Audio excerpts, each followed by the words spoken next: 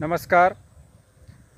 पद्मश्री सुभाष पाळेकर नैसर्गिक शेतीमधील ऊसाच्या प्लॉटमध्ये आता आपण आलेलो आहोत.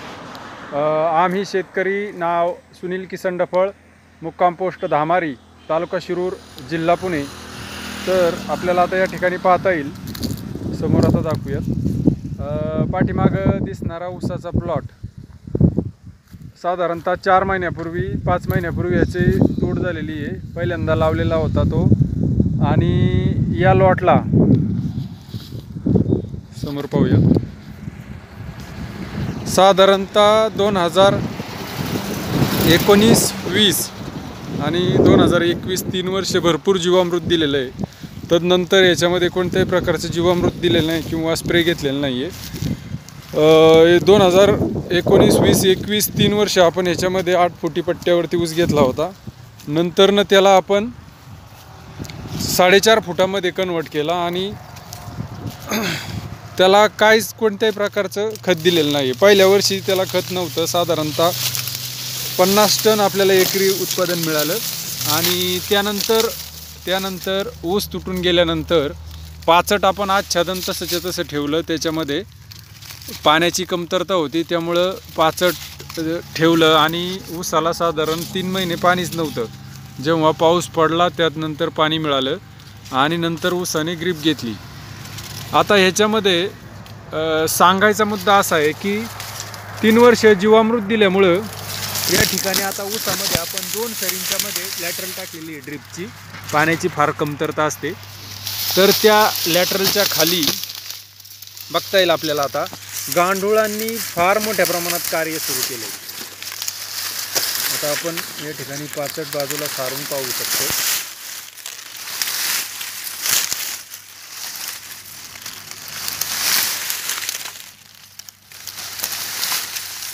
बघा, आता या ठिकाणी भरपूर गांडुळांची विष्ठा आहे. हे पहा, या ठिकाणी गांडुळांची विष्ठा आली आहे. ही पण गांडुळांची विष्ठा आहे, बघता येईल आपल्याला. तदनंतर बघा, आता म्हणजे इतक्या मोठ्या प्रमाणावर गांडूळ या ठिकाणी आपल्याला पाहता येईल. संपूर्ण म्हणजे गांडुळांनी इतकं काम आच्छादनाखाली केलं आहे ना की पूर्ण विष्ठा आणून ते टाकतायत. अनेक लहान कीटकांचं पण काम चालू आहे. आपल्याला व्यवस्थित जर पाहता आलं तर बघूया, या ठिकाणी भरपूर प्रकारची कीटक आहेत. बघा, पळापळ चालली त्यांची. जसं आच्छादन हटेल तसं त्यांची पळापळ चालली आणि संपूर्ण या ठिकाणी ना गांडुळांनी विष्ठा आणून टाकली. आणि माती बघा एकदम भुसभुशीत झालेली आहे, एकदम वापसा स्थितीमध्ये. बघा, आता हिचा मुटका तयार होतोय. पूर्ण वापसा स्थितीमध्ये आता ही माती या ठिकाणी झालेली आहे आपली. इकडं पण पाहता येईल आपल्याला. म्हणजे गांडुळांचं जे अप्रतिम कार्य गुरुजींनी आपल्याला सांगितलेलं आहे ते या ठिकाणी प्रत्यक्षच पाहायला भेटतंय. आणि ऊसामध्ये आता सध्या आंतरपीक पाऊस पाणी नव्हतं, त्या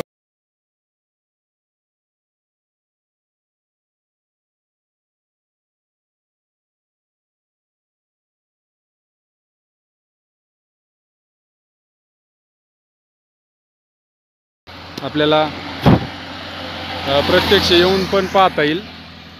साधारण पुण्यापासून 50 किलोमीटर अंतरावरती आहे.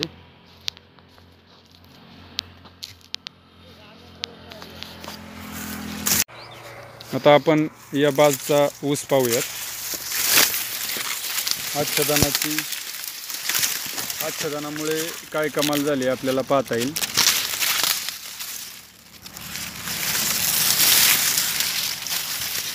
या ठिकाणचं बेट पाहूया आपण.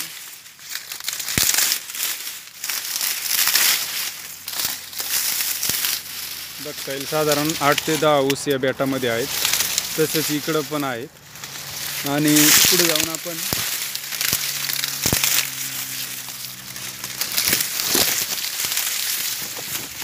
आता या ठिकाणी आच्छादनाच्या खाली पुन्हा एकदा आपण पाहूया. पलीकडच्या बाजूनी पण पाहिलं होतं आणि ह्या साईडनी पण टाक पाहूया. बघा, आता हे पाचट पूर्णपणे कुजत चाललंय. पाचटाचं पूर्ण खत होत चाललंय. खालच्या थरामध्ये बघा 4, 4.5, 5 महिने पकडा. 5 महिन्यामध्ये पूर्ण खालचा थर जो आहे तो गांडुळांनी खत बनवायचं कार्य सुरू केलेलं आहे.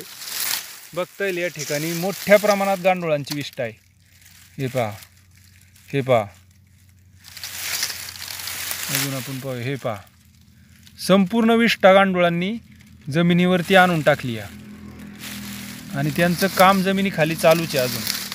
हे पहा,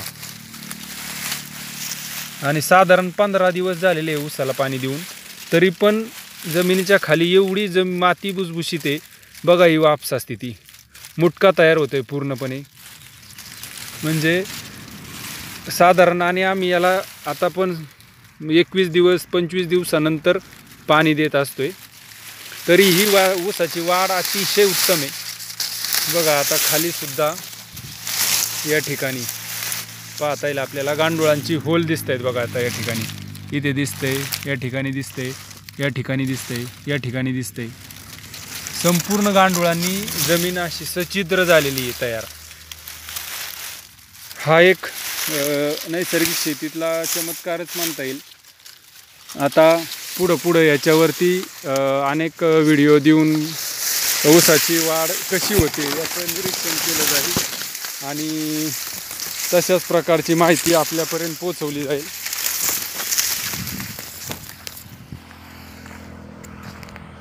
धन्यवाद.